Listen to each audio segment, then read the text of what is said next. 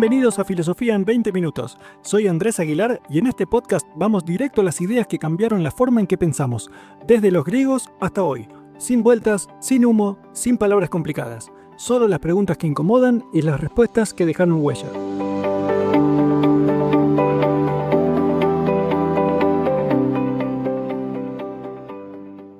Hay una pregunta muy incómoda que Nietzsche dejó tirada en 1866. ¿Y si todo lo que llamamos bueno no es más que una invención de los débiles para mantener a raya a los fuertes? ¿Y si la moral, esa cosa que parece tan natural y tan evidente, es en realidad un producto histórico, una herramienta de poder disfrazada de virtud? Hay un libro muy raro, muy incómodo, que un filósofo alemán publicó en 1866, con un título que ya era una declaración de guerra. Se llamaba Más allá del bien y del mal. No más acá, no entre el bien y el mal, y no explicando el bien y el mal, sino más allá, o sea, dejándolos atrás, como si fueran dos categorías que ya cumplieron su tiempo y que la humanidad necesitaba superar. Estamos hablando obviamente de Nietzsche. Tenía 42 años cuando lo escribió. Vivía en pensiones baratas de los Alpes suizos, sufría de migrañas atroces que lo dejaban a oscuras durante semanas y casi nadie lo leía. Vendía algunos cientos de copias, cobraba migajas, vivía con una jubilación pequeña que le había dado la Universidad de Basilea cuando se retiró por enfermedad. Estaba convencido de que estaba escribiendo el libro más importante del siglo, y la realidad le respondía con indiferencia. 3 años después, en 1889, se iba a volver completamente loco en una calle de Turín. Pero antes, en esos años de soledad furiosa, escribió uno de los ataques más demoledores que se hicieron jamás contra la moral occidental. Hoy hablamos de ese ataque, de por qué Nietzsche pensaba que el bien y el mal no son verdades eternas, sino invenciones humanas, de por qué la moral cristiana, según él, fue la venganza histórica de los débiles, y de por qué propone en su lugar una filosofía tan provocadora que más de un siglo después sigue siendo difícil de asimilar. Nietzsche nació en 1844 en Rocken, un pueblito de Sajonia, en lo que hoy es Alemania. Su padre era pastor luterano y murió cuando Friedrich tenía 5 años. La familia, compuesta por la madre, 2 tías y una hermana menor, lo criaron en un ambiente muy religioso. De chico le decían el pequeño pastor, porque cantaba himnos con tanta seriedad y daba sermones improvisados a sus compañeros. Era un chico devoto, ordenado, profundamente cristiano. Nada hacía pensar que iba a terminar siendo el filósofo que más fuerte atacara el cristianismo de la historia moderna. Nietzsche fue un alumno brillante. Estudió en Forta, una de las escuelas más exigentes del país, donde se formaban los futuros académicos. Después fue a Bonn y a Leipzig a estudiar filosofía clásica, una carrera que estudiaba los textos antiguos en griego y latín con una precisión casi maniática. A los 24 años, antes de doctorarse formalmente, lo nombraron profesor de filosofía clásica en la Universidad de Basilea, en Suiza. Era extraordinariamente joven para ese cargo. Parecía destinado a una carrera académica brillante, prestigiosa, segura. Pero algo le pasaba a Nietzsche. La filosofía clásica empezó a quedarle chica. Quería pensar más grande, quería intervenir sobre el mundo, quería decir cosas que importaran. Empezó a publicar libros que sus colegas filólogos miraban con sospecha porque mezclaban el estudio académico con interpretación filosófica audaz. Su primer libro grande, El nacimiento de la tragedia, escandalizó a sus pares. Se decía que ese tipo no era un filósofo serio, que era un poeta haciéndose pasar por académico. Para empeorar las cosas, Nietzsche se enfermó. Tenía dolores de cabeza brutales, problemas estomacales, una vista que se le iba apagando. En 1879, a los 34 años, tuvo que renunciar a su puesto de profesor. La universidad le dio una pequeña jubilación. Y a partir de ahí, durante 10 años, vivió como un nómade, moviéndose entre Suiza, Italia y la costa francesa, buscando climas donde su salud pudiera aguantar. Fue durante esos 10 años, entre dolor y soledad, que escribió toda su filosofía mayor. Antes de meternos en el argumento del libro, conviene entender qué quería atacar exactamente Nietzsche. Su problema no era con un valor moral en particular, era con la idea misma de que existen valores morales absolutos, eternos, descubiertos en lugar de inventados. Nietzsche dice algo muy concreto. Durante toda la historia de Occidente, los filósofos hablaron del bien y el mal como si fueran propiedades reales del mundo, descubrimientos, como si Dios o la razón pura nos hubieran revelado qué está bien y qué está mal, y que nuestro trabajo era obedecer. Pero, dice Nietzsche, eso es una ilusión. ¿De dónde vienen los valores morales que tenemos? No vienen del cielo, vienen de la historia, vienen de luchas concretas entre grupos humanos por el poder y la supervivencia. Y sobre todo, vienen de la sangre. Las morales que parecen eternas son en realidad sedimentos históricos, cosas que se inventaron en algún momento por razones específicas y que después, con el tiempo, se solidificaron y se hicieron pasar por verdades naturales. Esta idea es la base de lo que Nietzsche llama genealogía de la moral. La palabra es importante. Genealogía es el estudio del origen y la historia de algo. Lo que hace Nietzsche es preguntarse, ¿de dónde salieron los conceptos de bien y mal que usamos? ¿Cómo se inventaron? ¿Quién los inventó? ¿Para qué? Y cuando uno empieza a hacerse esas preguntas, según él, las cosas se ponen muy interesantes. La distinción más famosa que aparece en Más allá del bien y del mal es la que Nietzsche hace entre dos tipos de moral, la moral de los amos y la moral de los esclavos. No hay que entender estas palabras literalmente, no está hablando solo de amos y esclavos en el sentido económico. Está hablando de dos tipos de personalidades, dos tipos de mentalidades, dos formas de relacionarse con el mundo. La moral de los amos, según Nietzsche, es la más antigua. Es la moral de los pueblos guerreros, de los aristócratas, de los que tienen fuerza vital y la usan. Para ellos, bueno es lo que es el noble, fuerte, generoso, hermoso, valiente. Y malo no es lo opuesto exactamente. Malo es lo despreciable, lo bajo, lo cobarde, lo mezquino. Los amos no se definen contra los débiles, se definen a sí mismos en términos positivos. Ellos son nobles, ellos son fuertes, ellos son hermosos. El malo es secundario, es lo que ellos no son. La afirmación de uno mismo viene primero y después aparece, casi como un subproducto, el rechazo a lo bajo. La moral de los esclavos, en cambio, nace en otra dirección. Es la moral de los débiles, de los que sufren, de los que no pueden actuar libremente. Estos no pueden definirse positivamente porque no tienen fuerza para hacerlo. Entonces, dice Nietzsche, hacen otra cosa. Definen primero al malo, al opresor, al que los hace sufrir, y se definen a sí mismos como lo opuesto.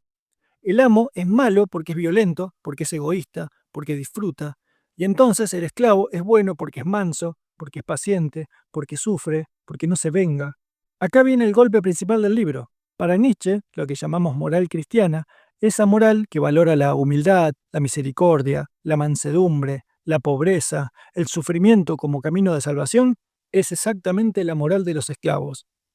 Es la inversión histórica más grande que se haya producido.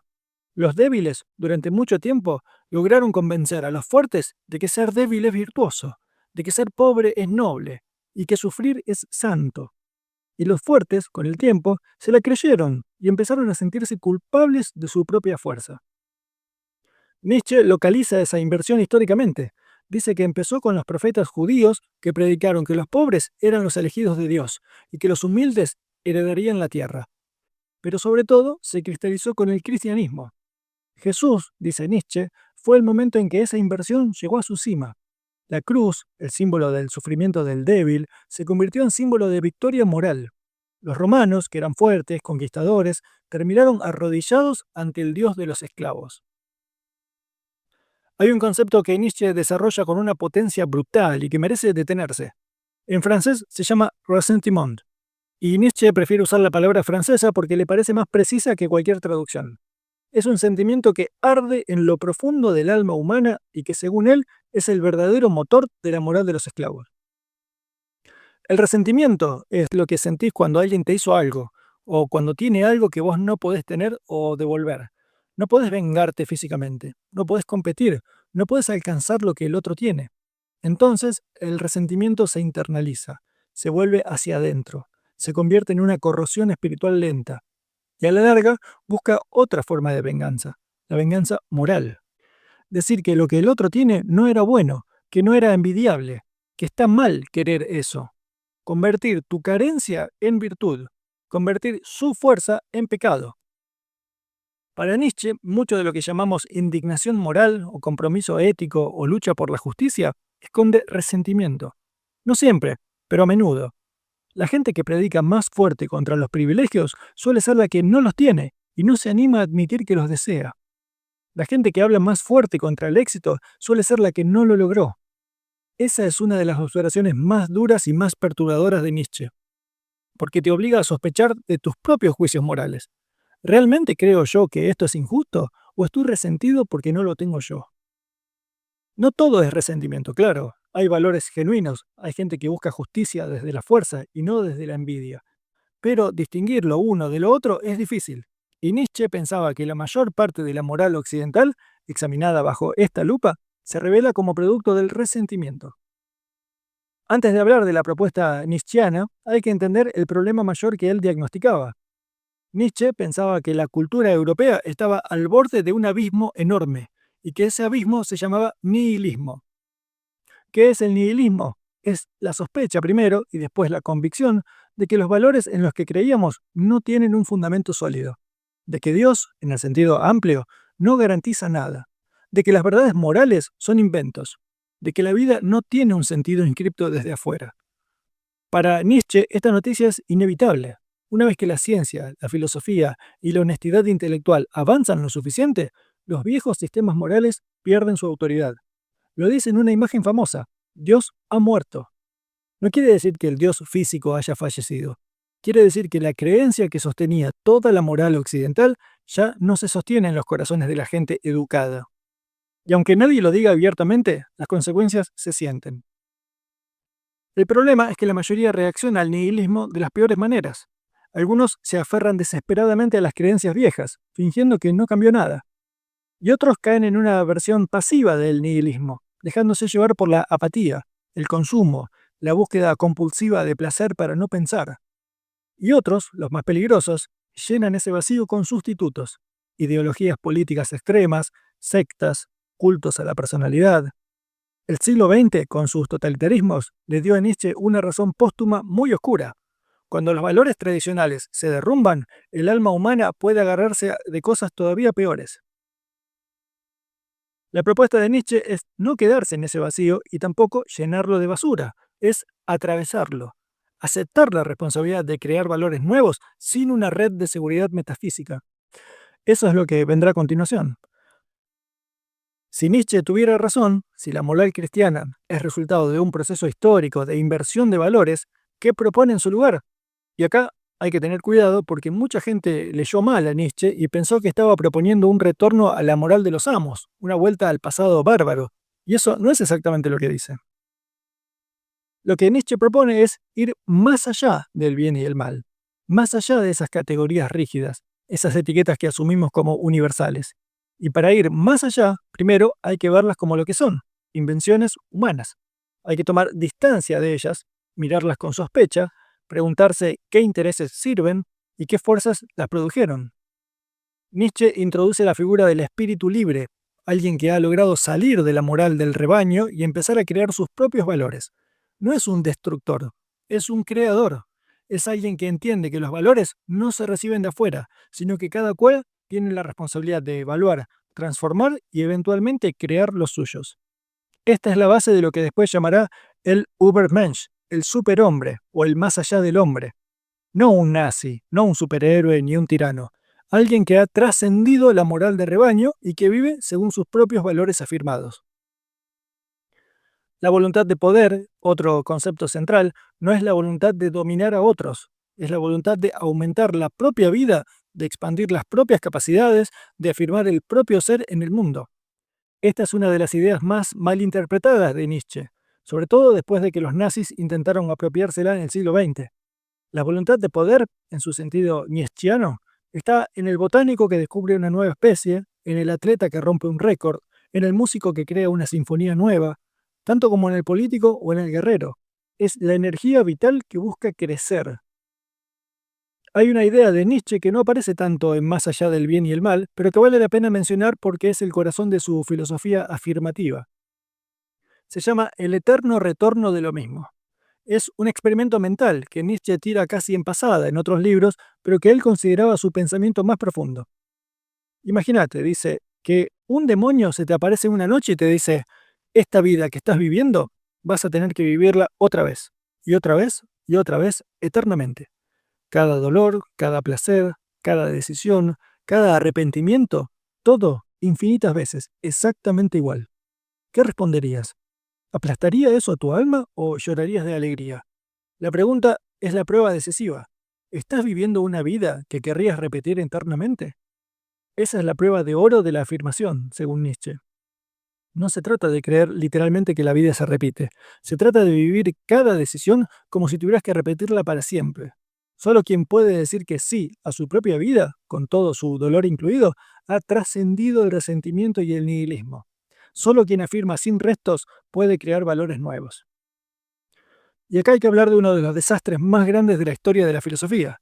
Nietzsche tenía una hermana, Elizabeth, que era casi su opuesto en todo.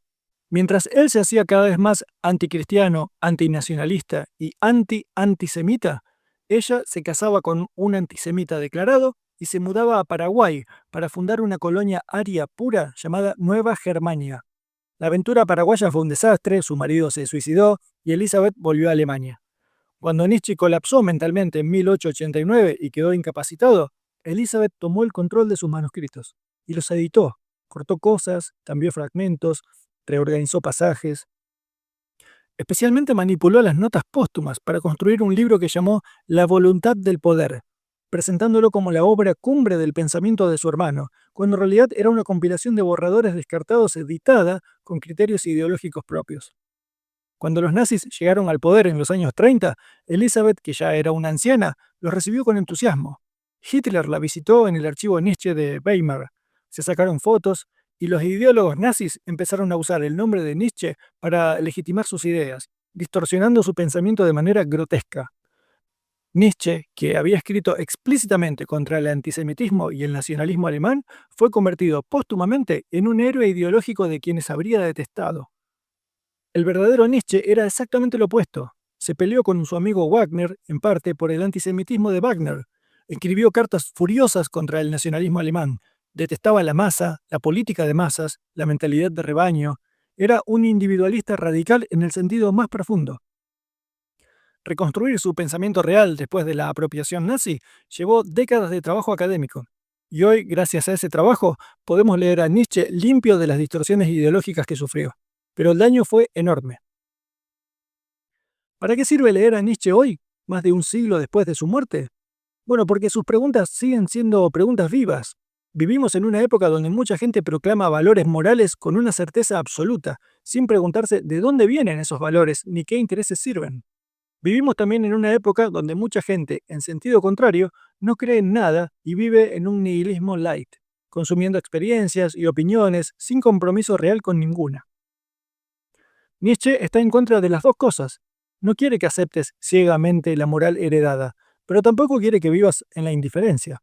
Quiere que asumas la responsabilidad de tus propios valores, que entiendas que cada vez que dijiste esto está bien o esto está mal, estás participando en una construcción humana que tiene historias, intereses y consecuencias, y que sabiendo eso, tomes posición, que crees, afirmes, actúes desde la fuerza, no desde el miedo. Nietzsche decía que no hay hechos morales, solo interpretaciones morales de los hechos. Esa frase, escrita por un alemán enfermo en una pensión barata, sigue siendo un golpe que cuesta encajar. Si tiene razón, todo lo que pensás que es bueno o malo es una construcción. Y si lo es, entonces vos tenés más libertad y más responsabilidad de la que querés admitir. Nietzsche se volvió loco en una calle de Turín en enero del 89. La leyenda dice que vio a un cochero golpear un caballo, se abrazó al cuello del animal y se largó a llorar. Y después, durante 11 años, vivió en silencio en una casa en Weimar bajo el cuidado de su madre y de su hermana. Murió en 1900, sin recobrar nunca la lucidez. No alcanzó a ver lo que vino después. No alcanzó a ver el siglo XX, las guerras, los totalitarismos, la lectura distorsionada de su propia obra. No alcanzó a ver tampoco la rehabilitación lenta de su pensamiento, la influencia enorme que tendría en filósofos posteriores como Heidegger, Foucault, Deleuze. Murió creyendo que casi nadie lo leía. Hoy es uno de los autores más leídos y más traducidos del mundo. Su libro sobre el bien y el mal sigue ahí, esperando lectores nuevos, esperando que alguien levante la mano y se atreva a preguntarse, ¿en serio, de dónde vienen los valores que cree?